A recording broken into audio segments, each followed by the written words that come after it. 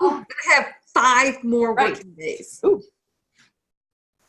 And then I'm done. And then you're done. Awesome. Congratulations. It's almost there. So close you can touch it with one hand. And already my husband goes every day, are you working on your writing? Yeah, husbands are annoying that way. So Yeah, Sorry. I need to show you the thing that Jared randomly sends me at times when he knows there are writing days. I never know when it's coming, but I get this. Mm-hmm. Yeah. So that happens. Yeah. So basically he can see, because we have shared calendars, so like he can see pretty much everything. So if I like add an event to the calendar, I'm supposed to be writing, the squirrel shows up in my text messages. And I'm like, it's related. I can't help it. Yeah. So anyway, the squirrel of judgment could be busted out for any one of us should the requirement to be there. We are set tonight to talk about habits. We had a request sent in from Alyssa who had some specific stuff for us to tackle, but she couldn't make it tonight. So we'll use her examples as part of it. But I also wanted to know for anyone here if they have a particular habit they would like to make, break, or substitute. Yeah, is there anything you can kind of take a moment and just think about what is something in your life? And it does not have to be specifically for writing. Like for me, my habit needs to be taking a walk.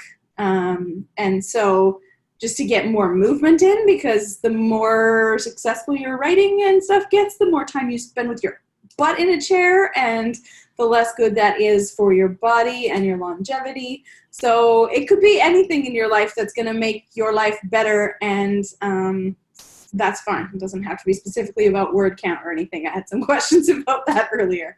Yeah. Need to have a walking habit too. Yeah. Yes, that is a common one. We all usually... What helped me with the walking habit is instead of going, I have to go walk for an hour. I read this article and I really think it's true, because when I was doing it before I broke my toe, I was losing weight, is walk 10 minutes 3 times a day. Because even when you're done walking, your heart rate is up and stuff, so you still get like a longer health benefit from that. Yep. Because you're still like, charged up. So 10 minutes 3 times a day. Okay. So that is one example of a walking practice.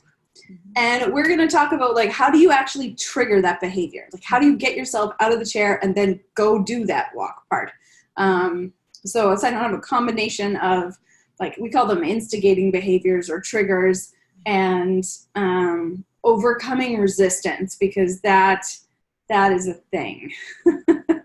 The resistance is mighty and frequent, I find, for an awful lot of things. Even things we do actually want to do, we often have quite high resistance that we're fighting against, and so that does make it an interesting challenge. So what are, aside from the walking, does anybody have another habit they would like to work in? And you can work with about up to 3 things. We're going to do like a habit chaining exercise. So think about 2 to 3 things that you might want to work in as habits.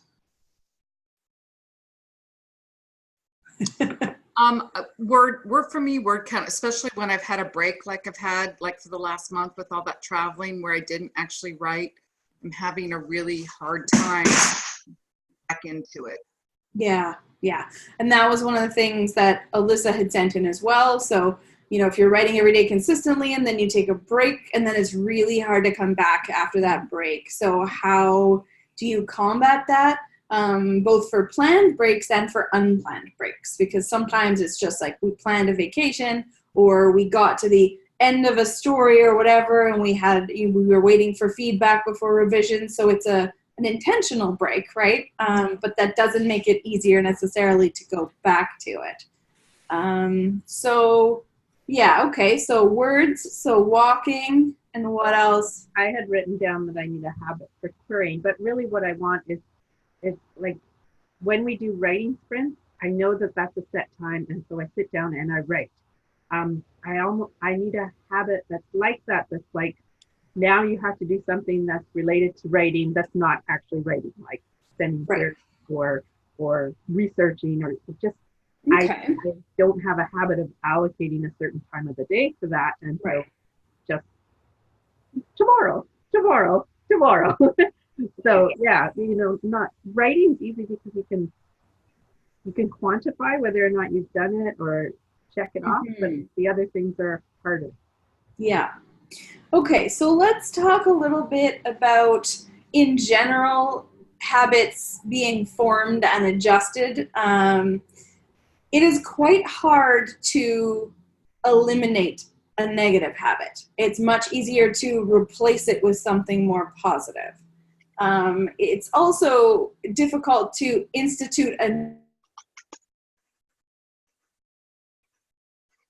but tacking something onto the end of something else that you already do on a daily basis is much, much easier. They call that habit stringing. It's sort of like how your memory can remember 7 plus or minus 3 things usually. So we clump things, like your phone number, you might remember 604, 803, 4861. It's 3 things, right? Because single numbers, that's too many to string together. It's the same thing with habits. So you actually decide what you're going to string, and then you build these little habits, because then you don't have to trigger each one of those behaviors individually. You trigger the first one and the string automatically happens.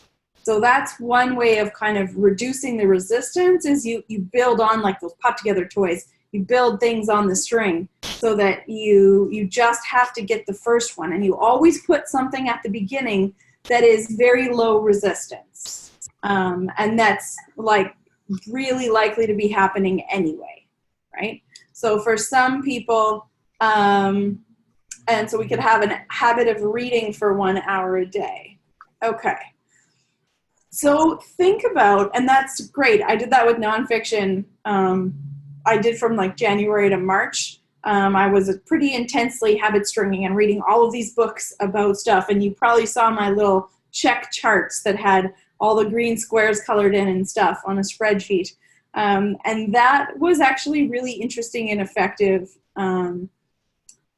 It's a pretty like front heavy onboarding process where you're trying to set those habits in motion. It does take a little bit of work, but if you're taking something that kind of already exists in your world and you're just linking them together in a certain order and then kind of practicing that, then it doesn't have to be super onerous, but it does have to be super consistent. Because when it's intermittent reinforcement, then you find yourself feeling like that what the hell effect that we always talk about is like, oh man, I missed the day. Well, whatever, this week's shot anyway. There goes my chain. So we got to try and combat that a little bit. But what I'm hoping we can do is actually kind of look at, for each of us, what we want to have as a habit and string together. Look at our schedules, our lives, our own sort of flow in our day, and think about what might be the easiest way to string those things for each of us.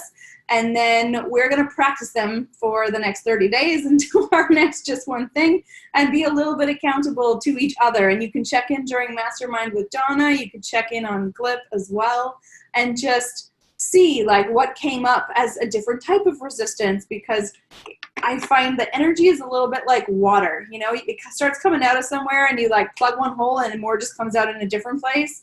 So it's a little bit like that. And often it takes a while to figure out what the resistance actually is to. It's not usually to the thing we think it is. So let's think about, for you, what are the 3 things you think you would like to string together? So if you have like, I want to consistently be building in, and pick one thing first as a priority. So if you want to think, Bonnie, maybe it's you're already showing up for writing sprints in the morning. So you're getting your writing time. That's not something you have a big resistance to. So then having the business time for your writerly self would be something you might string with that. And think about what is something if there's something you do either right before or right after the writing time in the morning. So for you, if you find you get in a really good rhythm with the sprints and you don't want to force yourself to stop early, right? So you don't want to necessarily set a time on it. It may be, do you think right after that would be a good time to do the business part, or do you think it needs to come somewhere else? Well, it depends, because sometimes there's office hours at 9, so I have to whip into the shower, and sometimes there's mastermind at 10, so I have to whip into the shower and grab something to eat. I don't eat before, so I usually eat right after. Okay. So I know that I need at least a half an hour to eat. And I would like it to be a consistent time every day, but yes.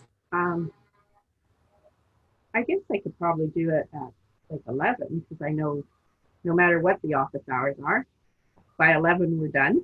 Mm-hmm. And then Monday through Friday, 11 would be free, and I've been fed, I've been washed. Yeah. And right now there is an 11 o'clock midday sprint time as well. So if you needed to be accountable to a group, you could pop in and do it in that group setting. Now, the thing to think about when you're trying to set a habit is what is then going to be the trigger for that habit. So is it that you're going to have an alarm that goes off every day at 11 that tells you on your phone writing time? Or is it should maybe go off at 10:55 so that you can switch gears from whatever you were doing and you don't kind of lose that time? So that's something to think about. Because that's what you're doing, is you're tying it to something else that has low resistance. So the alarm is an easy thing to do, but will you actually do it? So knowing yourself, yeah. I don't pay attention to alarms. I don't even use one to wake up. I wake up right at the same time every day. Yeah, totally. So for you, thinking about your daily kind of habits, so getting up, doing your writing sprint, showering, and then sometimes office hours, sometimes not, right? Mm-hmm.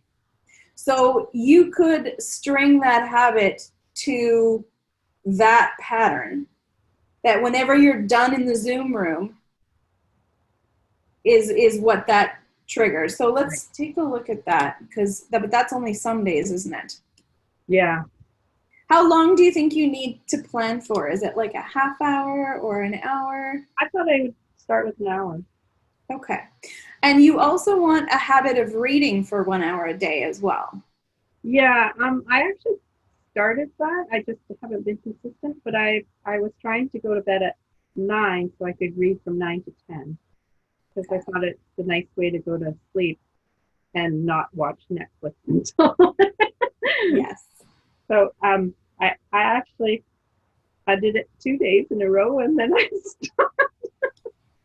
I'm like, I need something that tells me to do it. Yeah. Okay. So ponder that for a minute, and we'll jump to the next one. It's going to be a little bit of a cycling around process just to see what the options are. And while we're kind of making our way around, you think about what else there might be in your day that's consistent. Like maybe you always have lunch at the same time, and then the first thing you do after lunch is that little chunk of business stuff. So ponder the consistencies in your world and see where that sits. Jenny, how about you? Oh, you're muted. I'm going to unmute you. Maybe. So the walking is definitely something I want to get back into. So I've already kind of started that, and it's just doing it consistently because like it's so hot outside now here. You know, like I looked at tomorrow, and at 9 a.m. it's going to be 80 degrees already. Ooh. Yeah. So I need to I have some like alternate things. Like I bought one of those like dance videos. Yeah. Those are great. So I need to get in the habit of doing like one of those other things. Or I have my son's Wii, and I have a Zumba Wii thing, but it's not set up for me to do it yet. So. Okay. So thinking about your sort of daily routine and fitting in a being active thing of some kind, what would be your consistent kind of pattern? And often these things we're trying to string in are easier to do in the morning. Just knowing how most people function, that tends to be our highest yield kind of time of day.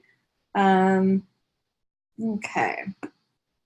So well, I'm a little bit easier because for me, writing sprint doesn't start till 10:30. Oh, right. So so my hope is that I'm not a morning, it's funny, I'm not a morning person. Like, I don't like to get up, but I've actually found since I joined the Creative Academy that I am a lot more productive writer in the morning. Nice. So what I was thinking I would like to do with my new schedule is get up at like by 9, do my walk, grab something to eat, and sit down and start writing even before the sprint. Right. So then for you, the finishing of the sprint could be the trigger of the physical activity, whatever that's going to be, because you're already kind of at midday just about. Mm-hmm. At that point. So if you're looking at that same, like, get up, do your morning stuff, do some writing, do the sprint, walk, and then that's the end of a string. So then you reward yourself with a break or free time or whatever feels like fun at that point. Is a good way to do it. Because then you've already got, it sounds like, a pretty consistent morning setup. And then you're just tacking it on to the end. So the biggest thing is, when you're starting, not to start too big. So it might be as simple as, when you're finished the sprint, you walk around your house for 5 minutes the first day. Like, the trick is 100% adherence, not how far or how long you go for. It's building the fact that this coming off of the sprint is the trigger for the exercise piece. And so, starting with just the first few days, all you have to do is set a 5-minute timer and walk around your house for 5 minutes. And then if you want to do more, great, but just make sure you're getting those actual 5 minutes in as a starting place is really important. There is a really interesting book about habit stringing. I will look up the title for you guys. What is 2 times kind of present themselves? I've tried 2 different times for walking. And some days they work, and some days, like, one time works better than the other. Is in order to form a habit, is it better to keep it to the same time, or is it better to have the same sort of trigger? 100% consistency is key, but it could be, if the same trigger is active every day, but sometimes those are at different times, that's fine. It's, if you do the same things in the same order, the time of day you do them is not the key. It's the fact that that first thing happens in the day, and that sets it off. So if you are always going to have your lunch and then walk and then write, those 3 things become permanently linked. It's not about what time of day you have lunch. It's the fact that you do have lunch and then these other things happen. That's most important. So some people find it easier to have that at the same time of day. Like, if your alarm goes off every morning at 7 o'clock and these are the 5 things that happen, then they have an easier time with that. But it doesn't actually matter if it's the same time. It matters if it's the same things in the same order that are happening. And that the things in that order are not like Facebook checking is number 3 of 4, where your writing is number 4, like, it's, you gotta put Facebook checking in there. Right? But at the end of the string, not in the middle. So it's knowing, like, where do those pieces fit in your patterns and what will derail you in kind of this nebulous way that you can sort of pseudo-justify. And that's key. So what are you finding? Like, you think you have a string in mind of things? Fun? Well, I used to walk the dog right after lunch, but now I find I'm walking the dog, before the dog's dinner. And I'm thinking, okay, well, which one worked better for me? I'm not all that sure. That's right. Yeah. Either 1 o'clock or 4:30. Those are very different times. Mm-hmm. Well, and so here's another way to approach this, in case you needed more options, is having like an actual calendar on the wall. You can't see that, it's up too high, but having an actual calendar on the wall, and your biggest goal is to not break the chain. So you need to have that thing circled. It's easier if the circle is happening the same time every day, then you don't end up, oh my goodness, it's 8 o'clock and I haven't done this yet. But, you know, for you, I often find if I know I have to do a thing, I'll do it earlier. Like, I use a simple, like I have Asana and everything, but if I have what I call frogs, which are like this absolutely has to get done today, this is not like my wish list of stuff, then I can do this, and there's a set number of them, and it's like bingo, I need to fill my card before I get free time at the end of the day, so I don't get to read my fiction until these things are all checked off. And so, you know, that's another way to kind of approach it, is your squares might be writing sprint, walk dog, 1 hour writing business, whatever. And often I'll be avoiding something else and it'll get me to do those things. Like it can kind of work in another way. But if the thing you're trying to do is the one you're avoiding, if you don't have any trouble writing, it might be that your writing sprint time needs to be spent on the business stuff, and then you write after. No, you're not taking away my writing. Practice. Nothing is allowed to interfere with that. Okay, good. Not husband, not dogs, not kids. Nice. Not even my mother. Perfect. Okay. So that's good to know. But you might, so then the 12 o'clock or the 11 o'clock, the midday one might be what works for that. But yeah, it's mostly just, and that's good because that's a pretty solid habit that you didn't have before, right? And so we have bonded that sucker in concrete. There's no getting away with taking that out of the things, which is good because you can habit string around that time now.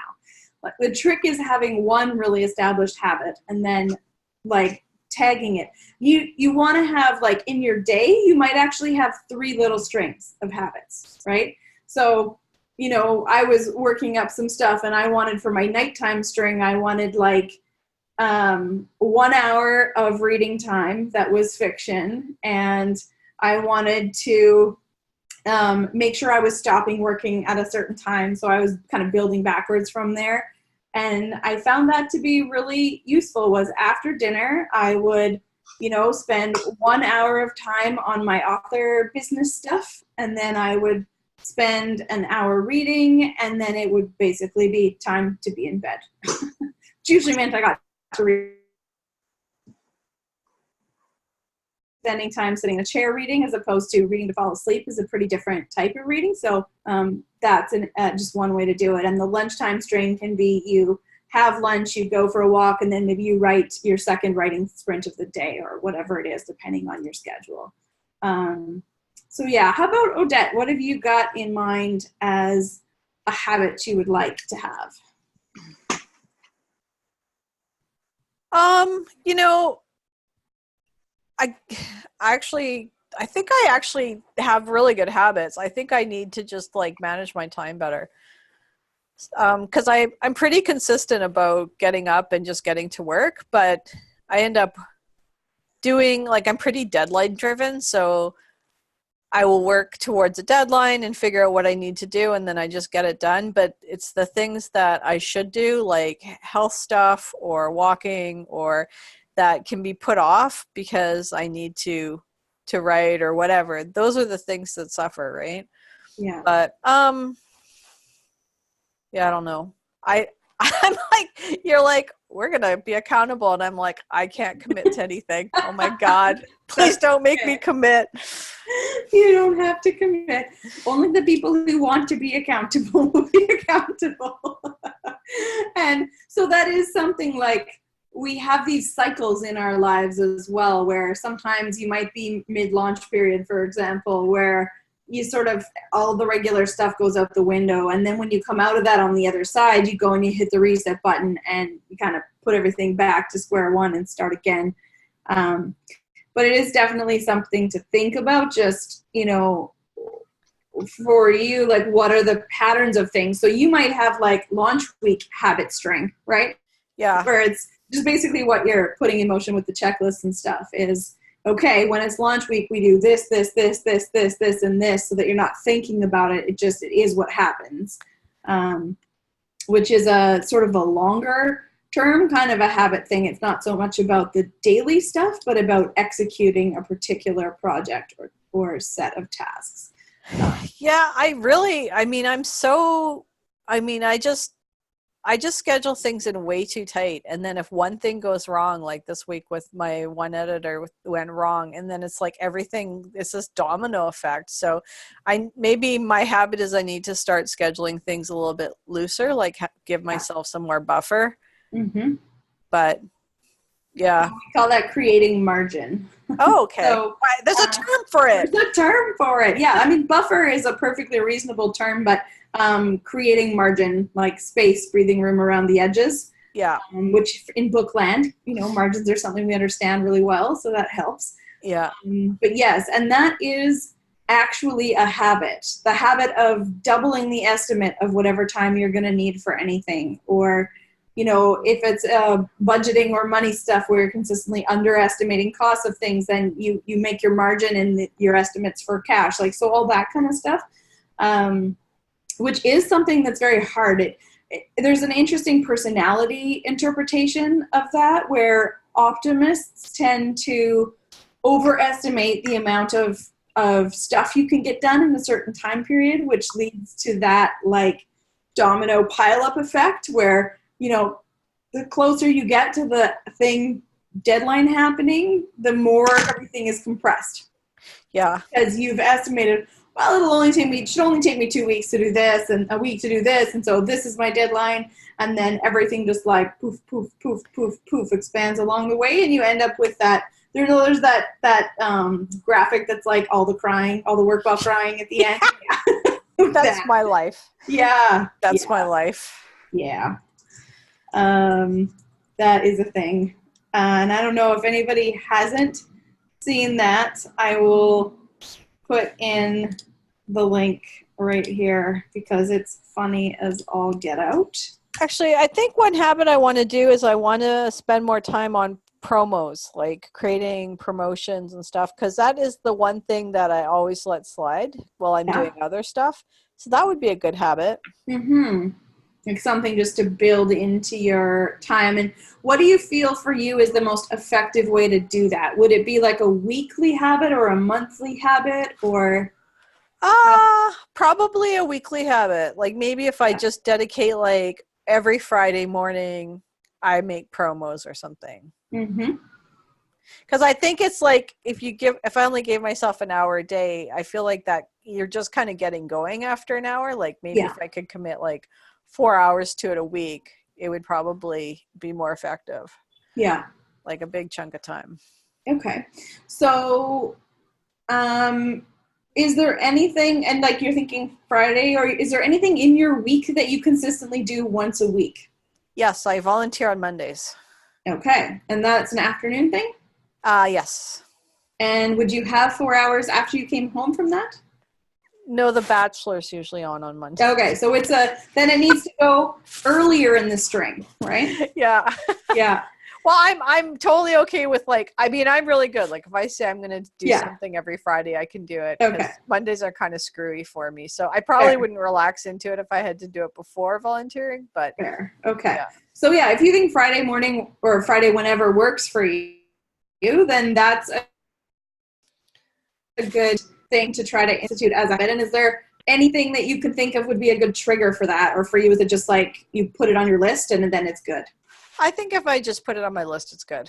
Okay. Excellent.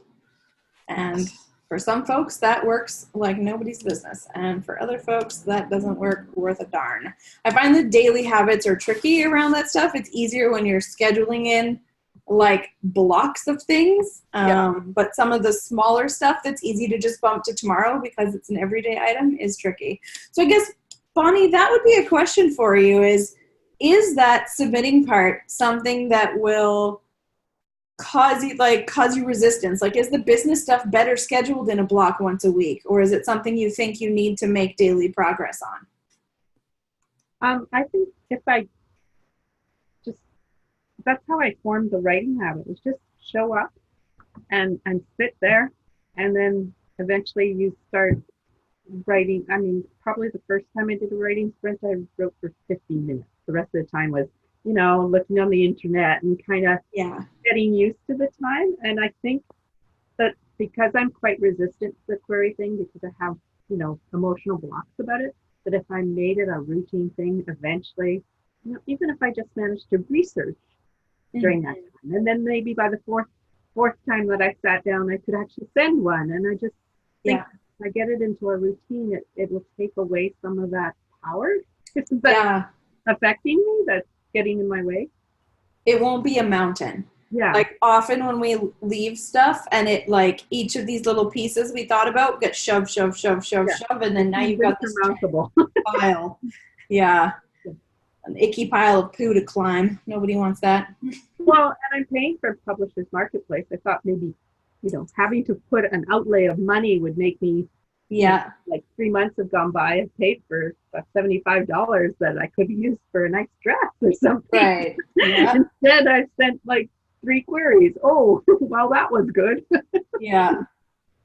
So anything didn't motivate me enough. So I'm hoping maybe just consistency, and then it just kind of rewires your brain to say, look, this is the time you can sit here procrastinating, or you could actually use the time. Totally. I have a question for Bonnie. Instead of saying like an hour a day to do queries, what if you gave yourself a habit of, I'm going to send out 2 queries a week? And I tried that. You know what? I just felt really bad because I said 5 queries a week. And then the week went by and okay, 1 query a week. I don't seem to listen to myself. I thought that was a perfectly sound way of doing it, because it's just 1 query or 2, but sometimes when the habit is around a finished state of something, and there are phases of the querying where all you can do is research, like it's going to take you hours to scan through and find a new person to query to that's a good fit. And so sometimes it is easier to schedule around the time commitment as opposed to the finished state, because then you can be successful. If your butt was in that chair and you were thinking about querying and you were looking at stuff on the internet directly related to querying, you can have that win. Whereas you only get the win when the thing is done, when the goal is set around a completion. So yeah, that is tough. This all should work. Like, really, the fact that we have to sit around and figure out ways to like trick ourselves into doing things we want to do feels fairly ridiculous, but is also completely necessary. Well, the only time I actually sent queries was when, or actually researched and managed to send a couple of queries, was when Alyssa offered to not eat chocolate each day if I didn't do something. So I had to check in with her every day going, yes, I did research today. You can have a chocolate. And the next day she checked in again. I said, yes, I actually sent a query. You can have 2 pieces of chocolate. But that's fair to other people. It's me. I should have my own reward system. But that's better because you're accountable to somebody else and you didn't want to let them down. I did not want to let her down. I mean, I don't want to be responsible for anyone else's chocolate consumption. Okay, so then if you are, and what is the word for that in the personality thing? And like the book you guys were all talking about, is it an indulger or an obliger? It's an obliger. Obliger, yeah. I'm an obliger. If you know you're an obliger, and you can combine the habit stringing and obliging. So maybe for the first 2 to 3 weeks while you're forming this habit of spending this time per day, then Alyssa, me, whoever commits to reduce our chocolate consumption and or eat more chocolate, depending on how well you're doing, then that is sometimes an effective way to combine those 2 methods. So maybe it's treats for your dog. Oh, my dog does treats all the time. Yeah, I don't blame you. Don't give up chocolate. One thing, Crystal, you said that struck me was like your bingo board. Yeah. So I like just sat down and like thought, what does my model day look like? Mm-hmm. The habit I want. And then Yep. I can check it off, which makes me feel good. And if I get to the end of the list, I get to read. Nice. That's very good. And it can change Exactly. every day. You'd have to write I it. have a spreadsheet. Yep. Yeah, so that's good. If you have different stuff on different days, then knowing that like I have 8 squares for each day and I can put that many things in. And then, yes, when they're all checked off, I get free time. And that has actually been working pretty well. It's like, ooh, as soon as I post these office hours, that's my 8 square tonight, and I can watch Netflix or write my book or whatever it is I want to do that is not specifically a thing. So that's a good question that Odette has, is why are you resisting the querying part? Like, do you have a sense of what is it that makes you not want to do that or to push that till tomorrow? I've actually done a lot of journaling trying to figure that out. And I think it's just, it's hard to put myself out there. It's hard. I want to make the query specific. So I tend to do a lot of time looking at manuscript wish lists, at their Twitter files, at their profiles, at all these things. And I spend sometimes I spend 2-3 hours trying to come up with this perfect query for one agent. And my conclusion is I may as well just send them a generic query because I found nothing that I can comment on. And, or I spend all that time and then I really just discover that, no, they're not going to like my book. I can already tell from what they represent stuff. And then you're on to the next person going, well, I just spent 2-3 hours and I got nothing. And it's just, but you know, you're making a judgment call on not putting it out there because you've already decided they're going to reject you. If you've already done all that research and put the query together, send it. I know this logically. Yeah. It's this part that's not listening. My brain is like, what the frick are you with? You just send the damn thing. Yeah. So I know it's an emotional thing, and I know it's I don't know, fear of failure, fear of success, fear of it's hard to put myself out there, and I don't mind when I get a rejection. It doesn't bother me. It's the putting it out there that bothers me more. Yeah. So what if I'm just as a sort of a sidestep thing, because it sounds like there might be opportunities that you're not taking advantage of because you don't think it's the perfect fit. But as someone who's tried to write a bio to represent what our publishing company was accepting, there were always exceptions to what we wrote because you can't account for every situation. So what if you gave yourself like one long shot query a week, where you took one of the sets of information where you'd done all this research and you thought, okay, well, I don't know about this one, but you just did it anyway. That would be a way maybe to like repurpose some of the time you spent on that research and Right. to put something out with no expectation that they would say yes. Because often I think there's a power in that. It's like, it's a doorway that may or may not open, but it's going to be a bit of a surprise one. So it's kind of giving, if you guys ever played Cards Against Humanity, it's like apples to apples, but like totally not safe for work. But you have to, there's a card and everybody has a hand of cards and you have to put your suggestion of what finishes the sentence or pairs well with the thing. And we always draw a random one from the pile and throw it into the mix. So we call that rando cardrician. That's the player that is the rando person. It's kind of like that. And often that random one would win. More often than we should probably be comfortable with. But it is an interesting, like, okay, universe gets a shot at this one. Like, it's not, I'm going to not have it in my control. But I feel like there would be a certain amount of, like, permission or freedom in the it's not your judgment that's making that decision. It's just offering it up to the universe. It's like, I'm giving this my best shot. I'm putting the energy out there, and it keeps the energy flowing around, even if it's not necessarily the perfect match. It is a shot. And there may be somebody in their agency or a brand new baby agent who's just starting with them who is looking for stuff that hasn't even got the profile set up and all that stuff yet. So it's hard to guess at what's going to change between when you hit send or when they posted that and you read it, never even, it's often not up to date, right? Like there are so many factors. So I don't know, just having one square for a long shot feels like that might be one way to just dial back the pressure a little bit on having it be the perfect right one. Yeah. And up your volume, which would also lead to successes, because you could send anything to anybody and it would fulfill the long shot criteria, right? I guess that is Crystal. Yeah, absolutely. So yeah, it's just something to ponder. Put it in the back of your No, mind. it's resonating with me, so it must be a good thing because I was like, oh yeah, that would maybe help. Yeah, okay. Think about that. And does Jenny have her day all planned? Me, what I put on my checklist, like, so this would be like my model day.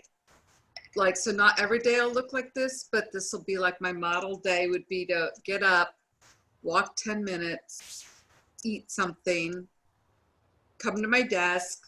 So that has to be before 10:30, but it might be 10 or 9:45 or whatever. And then write through the writing sprint, which for me is 10:30 to 11:30. So I might have some front end time on there. But when I'm done, then get up and stretch or walk again because I'm doing my 310s. Or, get my videos set up or do whatever. And then have some lunch, which I normally don't really eat lunch, but I think it would be better for me if I did. I usually just grab something at my desk when I'm working. But then either write or edit for another hour. And if I do all that, I get an hour to read. And then I have some hobby kind of business that I'm going to do to kind of just try and get like a little mad money income stream going. So. All right. So one thing I would choose to do is in your habit string, if you are not going to just walk and you're going to do something that requires setup, like if you need to connect the cables on the Wii or like whatever is involved in getting that ready, that you do that before you sit down for the writing sprint or like whatever the previous activity is, so that when you are ready for that second round of activity, it's already in place, so that all you have to do is hit a power button and not like that extra step, even though it might be fairly small, is not actually that small often. Yeah. Okay. So I need to figure out how I can consistently walk, because I've been trying to do this for like 6 months and it is not happening. So, yeah. Yeah, the 10 minutes is so much easier than trying to find an hour. Yeah, for sure. That definitely resonates as a good idea. I used to have a timer that I set throughout the day, and it went off every 25 minutes. And I have, because like getting out and going for a walk, just especially like weirdly enough here, doesn't seem to be a thing. I don't know why. I'm like 18 stories up. It feels like coming down from the sky to the ground feels like this massive journey. At home, I used to walk all the time, and that wasn't really a thing. But I have weights and I have a list of activities. Jared used to be a personal trainer, so I did the training as well, so I know what I'm supposed to do. So I have like a list of things that only takes like 10 reps of each thing throughout the day to hit every sort of major muscle group. So I used to just, as long as I pick one exercise, any of them, and did 3 minutes of it, when the timer went off, then I was done by the end of my workday, and I never actually scheduled a workout. Like it was just consistent. So that is one way to kind of build those things in, but I haven't been setting the timer. This is one of those conflicting goal things, because I've been really working on focusing on just one thing, and like when I get in the flow, just going with that. Right. So this is like these two desires are kind of in direct opposition. One of them creates disruption, and one is all about preventing disruption.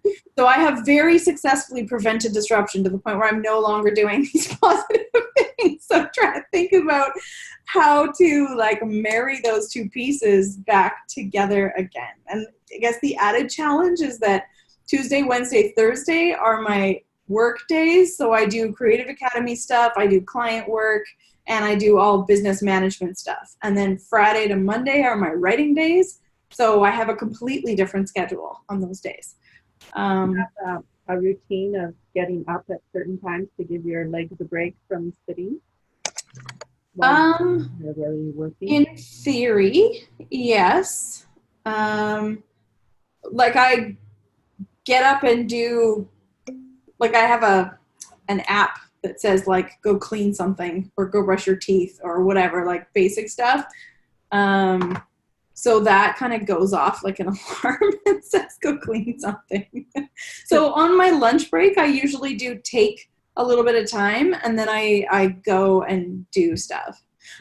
I'm kind of thinking like the only thing that is consistent every single day is like that half hour before the writing sprint is actually early in the day, before anything else. And so that might be, if it's not, because I'm not going to like go outside and walk around at, 6:30 in the morning. No, I wouldn't do that. No, no desire to do that. Especially when it gets darker. Then, yeah. So that's something is maybe just like a 6:45 alarm. So I have a half hour to do something movementy. It doesn't necessarily have to be walking outside, but just like run through a few of the exercises or whatever. I also got this like boogie board thing. It's like one of those as seen on TV things.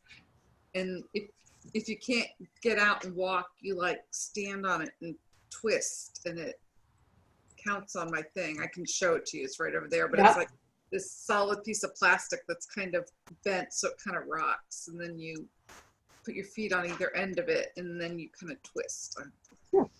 Sounds good for the core.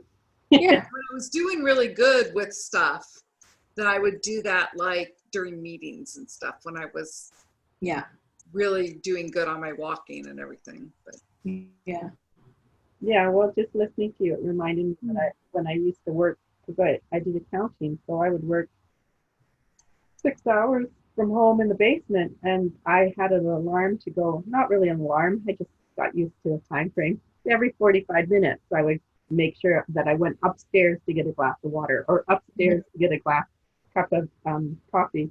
And at one point, I actually moved the printer upstairs so that when I sent a printout, I had to go up the stairs to get the printout.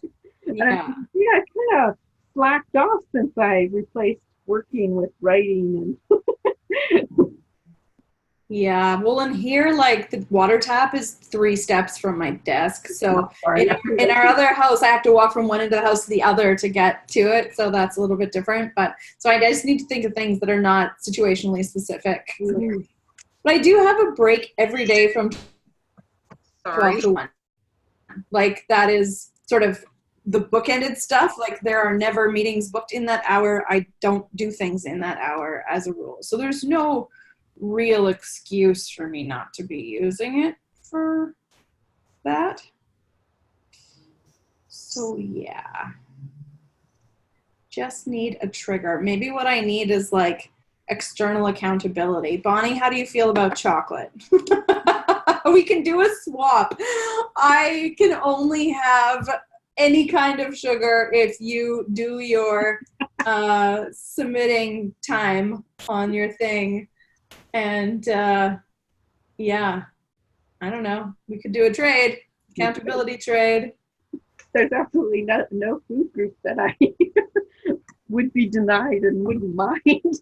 So, well, what would you mind being denied? I don't know. I do everything I want to do. Kind of selfish that way. I can only eat very little chocolate because it gives me migraines, and I don't have any desserts with sugar or favorite foods. So I'm very boring. But and I can't very well punish you with no writing time because that would be so wrong. I did notice that like I like my iPad time, but my iPad time is a combination of gaming, my email, because that's where my email is. So I like to check it twice a day. And of course, Facebook, Twitter, Ring Central, Mm-hmm. constant.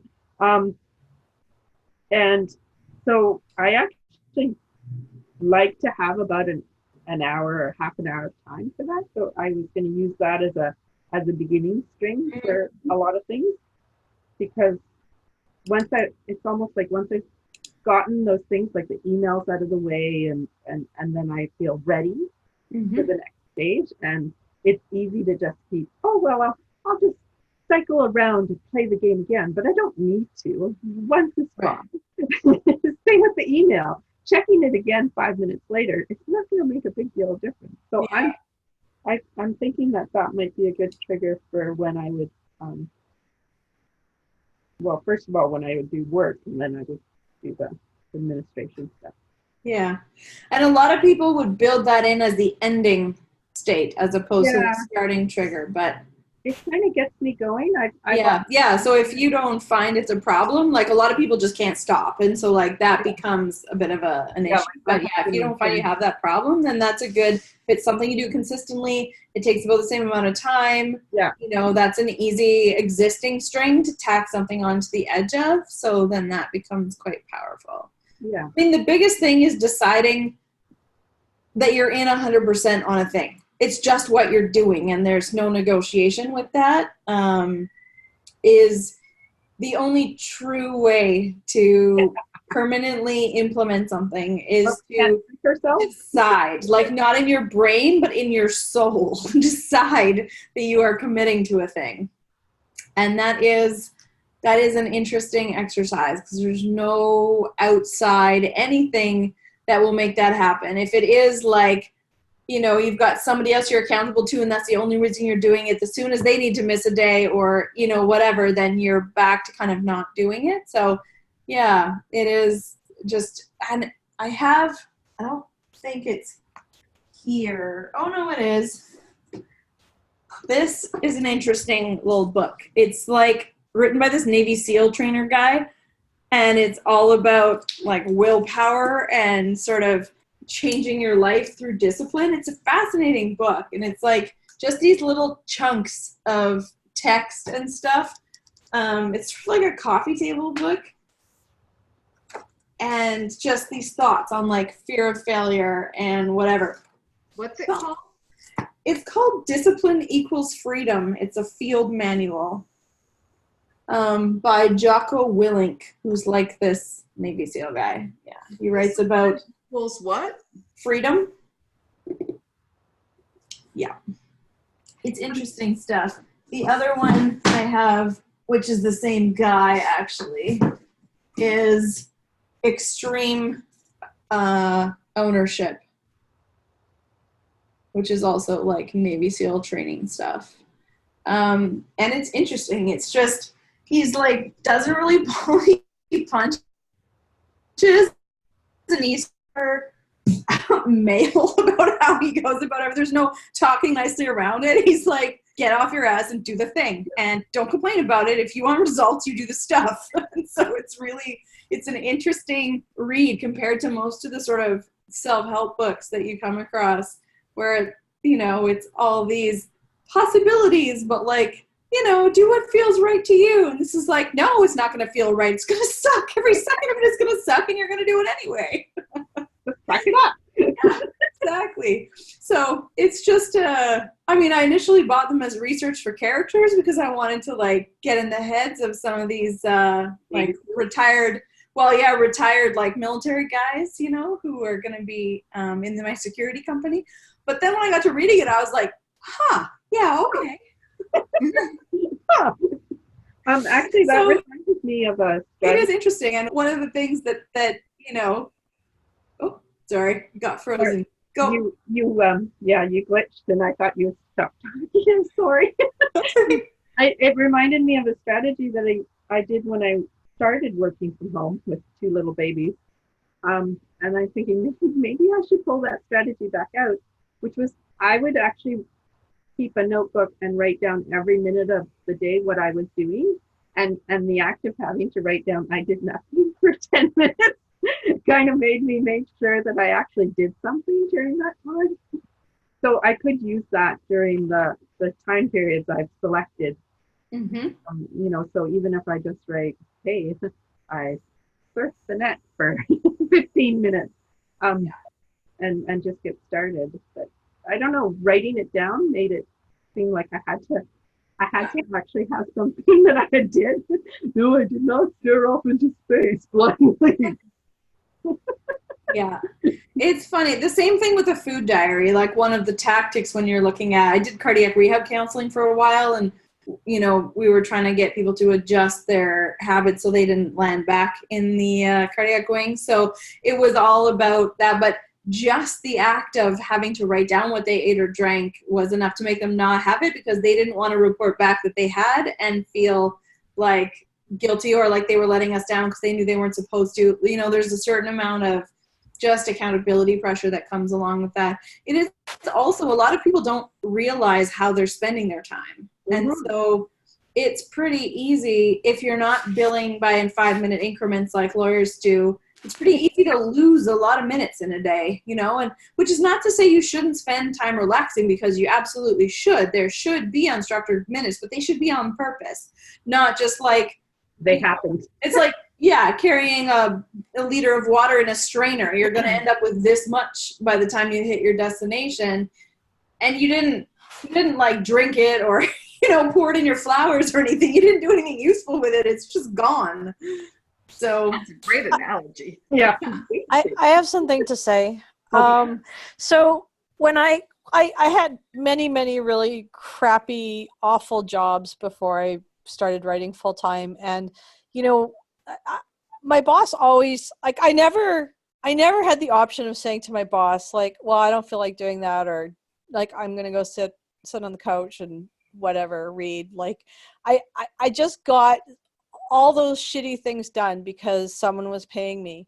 And I feel like often as writers, I find that people feel guilty a little bit about wanting to pursue their dream, and they don't make it their priority, and they always sort of like do other stuff first. And it's if you can change your mindset around that, this isn't like, give yourself a fake Navy SEAL boss, like do something where you just get it done because you have to. And I think that shift, like from going from like, I get to write after I clean the house, or I get to write after I do all my laundry. Like, instead of having writing as some sort of like reward for doing all the shitty stuff, maybe you should get the writing in first, and you're writing like the queries and the admin stuff and everything. Get that done first, and then, you know, while you're doing your 5 minutes walk around the house, throw some laundry in. Like, I like shift that mindset around. And when I started doing that, like, things really changed for me. Okay, that's all I have to say. So that leads us into a very excellent homework exercise, which is to write yourself your job description as your writer self. So we've all had the corporate jobs, et cetera, whether we've written job descriptions for employees we were hiring in our own company or whatever. But what are the pieces required for being a writer? And that does include things like ensuring my body, which is a tool, is still capable of doing the job in 5 years, right?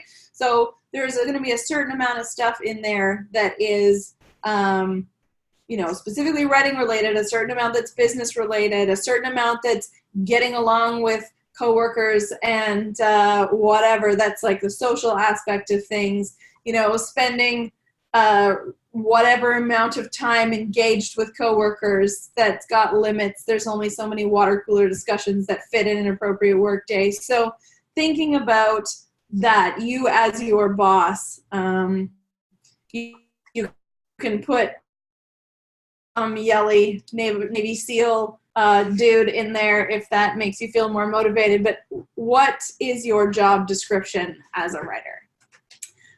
And then we can post them in Glip when they're ready so that we can see them and have that accountability. You can also put it up beside your computer so that when you're like waffling, boss face is going to be like, we have a quarterly review coming up, and I'm not sure you're getting that bonus.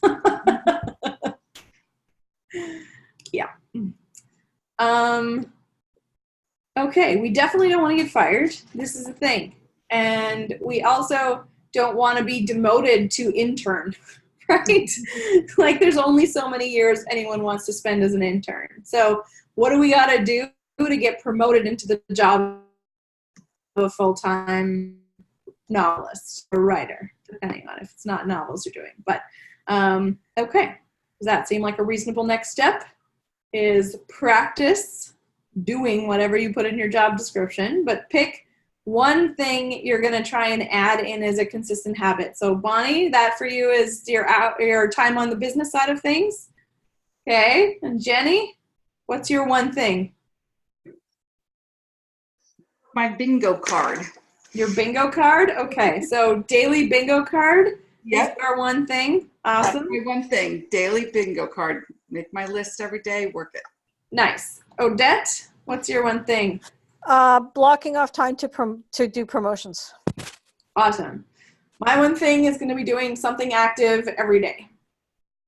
Strength training or walking, doesn't matter which, but it's going to be that. Got to get them muscles back, man. They used to be there. All right. We have our missions, ladies. Now we execute, like the nice Marine says. We get off our asses and we do the things. And I look forward to hearing about all of the done things when next we chat. All of the done things or the dumb things? Done.